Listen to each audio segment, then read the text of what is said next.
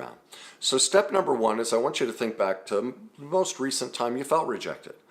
Was it maybe a friend of yours, maybe your partner or spouse? There was a sense, or maybe your kids. Maybe you have adult children and there was something there.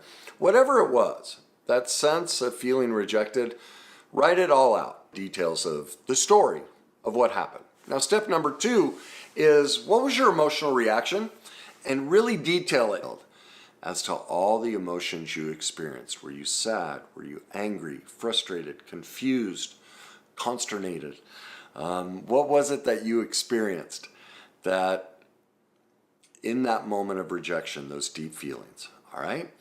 Now, the next step in this, step three, is what does it mean that they didn't do these things for you or didn't show up or didn't care for you?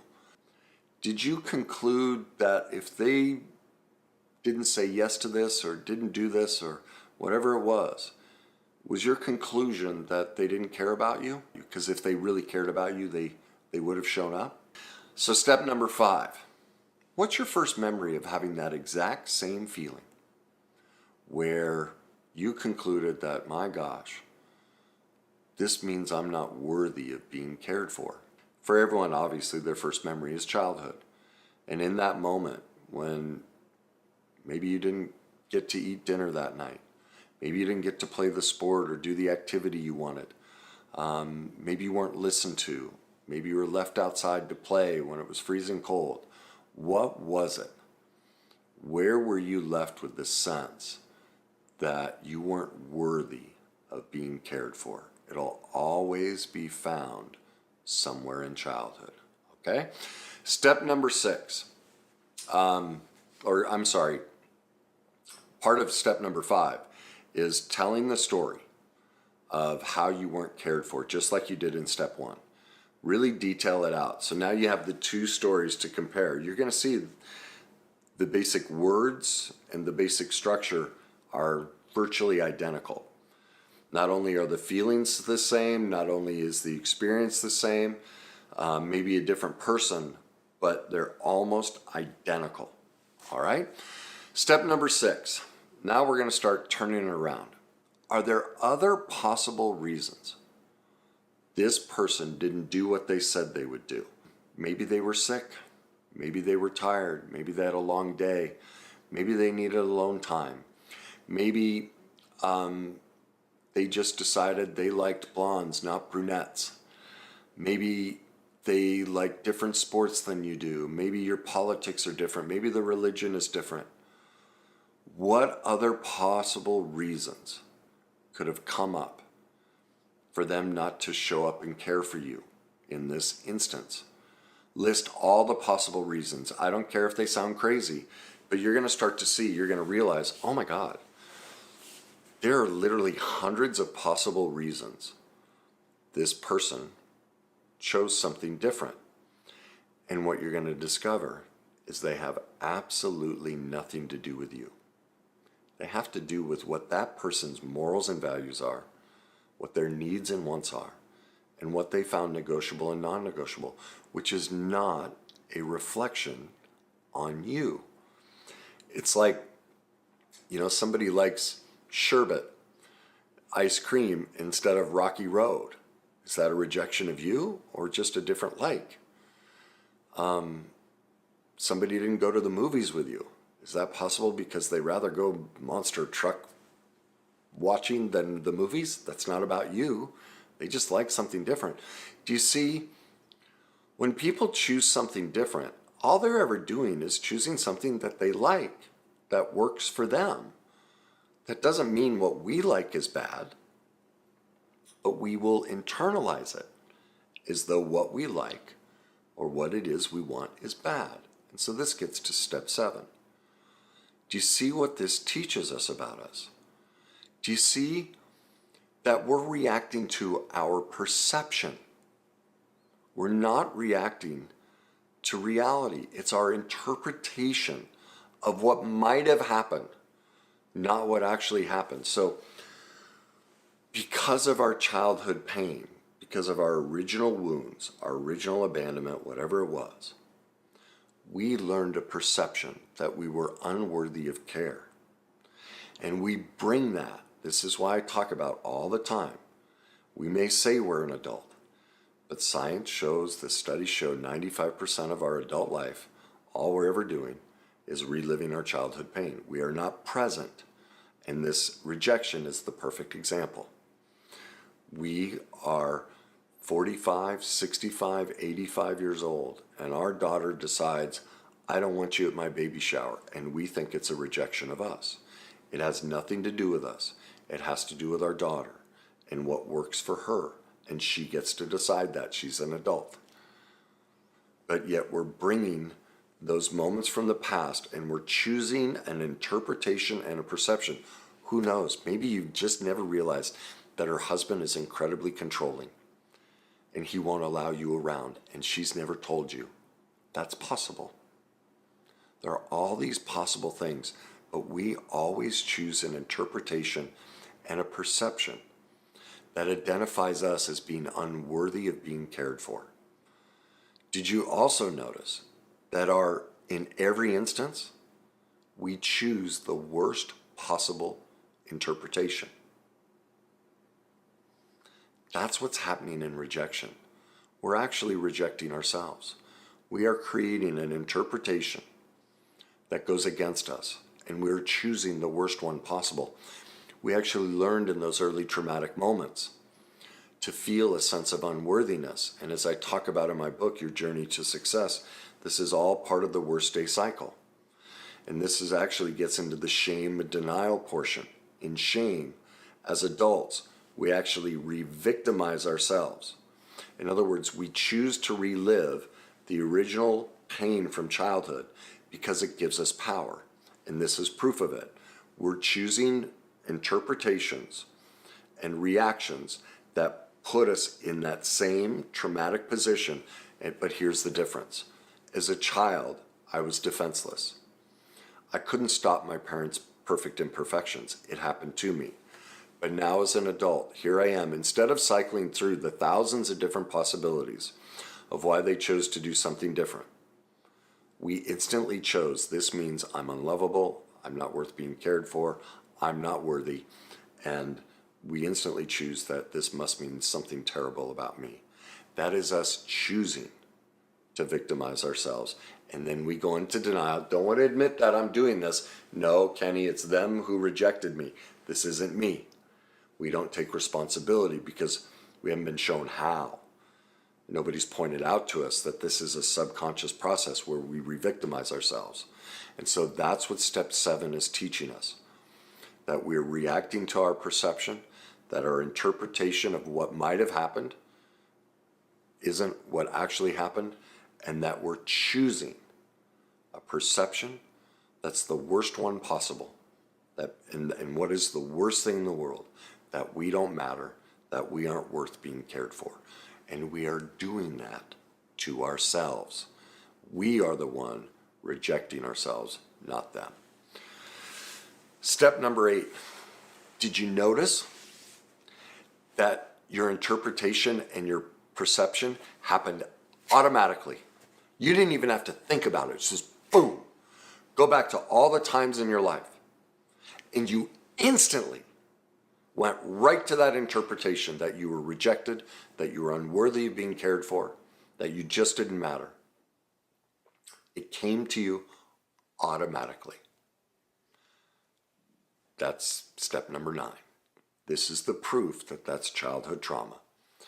We are not responding to the present moment. We're responding to the pain from the past, from either the direct or indirect messages we received from our caregivers that left us feeling unworthy of care, and we've never healed it. And so we are bringing the pain, as I just said, we're bringing that pain from the past into the present moment and re-inflicting it on ourselves. And then we'll push the other person away, we push ourselves away, we overeat, we drink, we drug, we do all of these things look at what happens in a divorce. We feel rejection, so I'll go prove them. We go almost, not everyone, but most people that go through divorce or a serious breakup immediately become promiscuous. They go look for value outside of themselves. They start to party. And in the process, What always happens is after a period of time, they get overwhelmed with shame because they realize this isn't who I am. This isn't what I want. But they victimize themselves. They felt rejection. And then they go reject themselves with their behaviors. They get their power back. Screw you. If you don't want me, I'll go prove it. I'll go sleep with all these people and do all these things. Yet underneath, they can't stand themselves for doing it, so they're inflicting their own self-rejection. They chose the worst possible interpretation and perception, and they ended up rejecting themselves. That's how the worst day cycle works. We destroy ourselves. So that gets us to step number 10. All of this proves that we are stuck. There's something inside of us that still believes we're not worthy of care and respect. Our behaviors prove that. Our thought and feeling processes prove that. The bottom line to self-esteem is, at the core of it, is a sense that I'm worthy. It's not about what I achieve or accomplish or what you think about me, or it's an overall acceptance that I'm worthy internally, regardless of what's going on externally. It's an overwhelming sense of warmth in your heart that I am worthy. That's self-esteem. It's really nothing more complicated than that. Well, do you see in our sense of rejection, this is lost? Because now my esteem is predicated on you accepting me. And now I've given you power over my worth. That I'm tied to you. Okay? That's step number 10. Step number 11 is, this also means that we're responding as the hurt child. We're not adult. We're not in the present day. We are 2, 4, 6, 8, 10 years old, almost every day of our life, no matter what age we are. And we're lacking compassion for ourselves. And we don't believe we're worthy of care and respect. But the beauty of that is we can do something about it, because now you're into reality of what rejection is. It's not them rejecting us, it's us rejecting ourselves. But we were taught to reject ourselves. It's because of what we went through in childhood. We weren't aware, because no one's taught us, that this is how we bring the pain from the past into our present day moment every day of our life until we're shown a process to heal. Well, that's what this process is, a process to heal it. So let's start moving in the direction of healing that. Now we're at step number 12. Make a declaration. From this day forward, I will love and accept all of my perfect imperfections and repeatedly remind myself that I'm worthy. Because self-esteem is I'm worth, regardless. Regardless if I'm having a fat day or less than smart day, clumsy day, whatever it may be, I'm still worth. I am worth love and respect. I'm worth care and respect, and I can give it to myself by recognizing and reminding myself that I'm worth it, that your change of heart, that your decision not to show up on time, not to fix something you said you would fix, not to do something you said you would do, not to follow through on something is not a rejection of me. They're just rejecting themselves. For whatever reason, they can't follow through. Well, that's not about me. That's about their own unhealed pain and their inability to walk in their own worthiness. And so they act out their own sense of lack of worth by not showing up and following through on what they say they will. Or in some cases, it is a sign of worth that they've decided, I want something different. I want Rocky Road. I know for years I've been eating orange sherbet with you, but I can't stand it. Now that's not a rejection of you. That's actually an acceptance and love for both of us, because I'm being authentic and I'm telling you, actually, all along, Rocky Road's been my favorite ice cream, and that's what I'm going to have from now on. That's loving. It's not a reflection on us. But they couldn't be that honest and straightforward because they were working on accepting their self-worth. All right? Now we get to step news. The good news of all of this is that we recognize it is none of these thoughts and feelings were valid. They aren't who we are. That underneath it, no matter how unworthy we feel, we still have access to our true nature, to our authentic self. It's never lost and can be reclaimed. Because do you see, when we clear all this away, can you get that sense? You can feel the difference. You can feel what it, now that I've given you the process to separate out that, oh my God, that's about them, it's not about me. You can feel your sense of worth. That means no matter how awful we've ever been in our life, how imperfect we've ever been in our life, we always have access to reclaiming ourselves. It's never lost. So much of people in recovery, like, I want to find my authentic self. That's me too. And it's always right there. It's just most of the time we're lacking knowledge, skills, and tools to see it clearly, to experience it clearly, and embrace it clearly. And this is a prime example. It's right there. And when we clear away the wreckage of the past and those old feeling patterns and thought patterns that disconnect us, and we use a process like this, it just really centers us on, oh my God, I see how now this had nothing to do with me. And you instantly feel a sense of worth and connection with yourself. Boom. That's the good news. You've never lost it. It's always there. And I see that there are many people that will comment on my posts and really desperate to find their authentic self. And that's what's so great about this 15 steps. It immediately shows you it's there. It's not lost. You're just on the journey to experiencing that feeling all day, every day. It just takes a little bit to kind of heal the wreckage of the past, to let it in at all times. All right? Now, the better news is that we can see that all of our so-called negative reactions, our imperfect reactions to these things, claiming and feeling like we're rejected, do you see how they're not a problem? How the imperfect nature of them are absolutely perfect? Because what do? Do you see what they do? They give us access to healing. Now that you know this process, when you feel rejected, instead of, like, everyone's like, oh my God, I never want to feel rejected. I never want to feel anything negative. I never want to feel unworthy.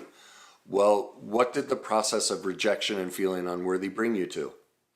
Worthiness, to your authentic self. Oh my God, please, let me experience this. It breaks my heart every time I see people in posts. I've given up on men. I've given up on women. They just shut off themselves. They've dropped out of life. And it's only because, that sounds very judgmental, like I'm saying there's something bad with them. I wonder if they would choose that interpretation. It's not. It's actually tremendous empathy, that because we don't teach these skills and tools, they don't realize that all of that pain leads them to everything they want. It's the doorway. And so it's like I always say, the more my life gets terrible, the more excited I become. It just means I'm close to something. It means I'm closer to another sense, a deeper sense of feeling my inherent worth, a deeper sense of connecting to my authentic self, of accepting all of me and my imperfections, because these imperfections show up to give us the opportunity to reconnect to ourselves. Do you see how this whole process, before knowing this process, our life is predicated on someone else's approval and non-rejection of me. That means I'm always the victim. I'm always helpless and powerless. My whole life, and whether I'm happy or not, is in somebody else's hands. The world's hands, really. Anyone but mine. Well, every time I experience my own perfect imperfection, my own worthiness and humanness at making mistakes and misinterpreting things, it opens the door to connection with me. It is the light. The light is in the darkness. It's in all that we avoid. And that's the sad nature of all of this, is we've all been taught to avoid these things I talk about, yet they are the doorway to everything we want. And you can't get to what you want unless you go through this. All right? Now, the best news is realizing that we do all of this to ourselves. That's step 15. Nobody has done this to us, and therefore it gives us the power to become an expert and learn and gain the knowledge, skills, and tools to change and heal. That's what we want. We want the empowerment. We want the sense. We just need to know how. Well, this is the step. So if you're tired of feeling that sense of rejection, if you're tired of reliving that pain from the past, this 15-step process, there's several other downloads that I have on my website as well. They're all part of the process to reconnecting, to recognizing and feeling your sense of inherent worth. I encourage you to download them all and go through all of the exercises and everything. It's just a reframing. It's recognizing that, everything that was imprinted in us in childhood was perfectly imperfect, and we have the choice if we want to address it and embrace the imperfect nature of it so that we can feel perfectly okay with it and our humanness. I know this, anyone that's chosen to do that work, they do. They succeed. They feel better. They like themselves more. They attract better relationships. They make more money. They have more joy in their life. This is how you get joy. So there's your 15-step process. Again, go to my website, www.thegreatnessuniversity.com. Look for the tab that says free content. It's right at the top navigation bar. I think on your phone, you'll have to hit probably, the 3 lines, and then all the different pages come up. Look for the one that says free content. Select it right there.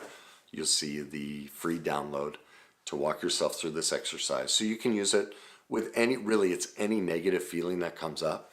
You just walk through this exercise. It shows you how we're misinterpreting this, where we learned it in childhood, and how to turn it all around and recognize we're doing this to ourselves and we can change it. There's the feelings wheel there as well, so you can connect to the deeper feelings that are going on. And you can just accept, look, the bottom line is this. All of us are worthy. We all have inherent worth no matter what we do. There isn't anything we've done that makes us not worthy of love and care from ourselves. And that's where it has to start, is within ourselves. And this process shows you how to do that.